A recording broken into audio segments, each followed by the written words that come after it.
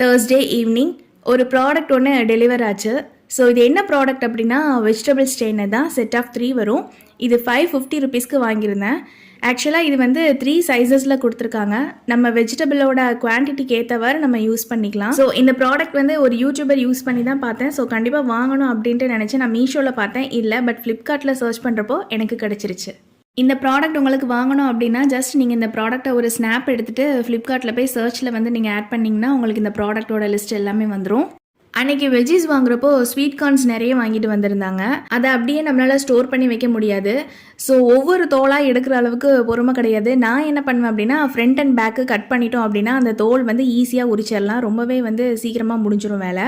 So அதில் நிறைய நூலாக இருக்க மாதிரி இருக்கும். அதுவுமே நம்ம ஈஸியாக எடுத்துடலாம். ஸோ இதை நீங்கள் வந்து கிளிங் ரேப் யூஸ் பண்ணி நல்லா கவர் பண்ணிவிட்டு ஸ்டோர் பண்ணிக்கலாம். பட் நாளைக்கு நான் யூஸ் பண்ணணும் அப்படிங்கிறதுனால கிளிங் ரேப்லாம் யூஸ் பண்ணாமல் ஒரு ஏர்டைட் பாக்ஸில் வச்சு ஸ்டோர் பண்ணிக்கிட்டேன்.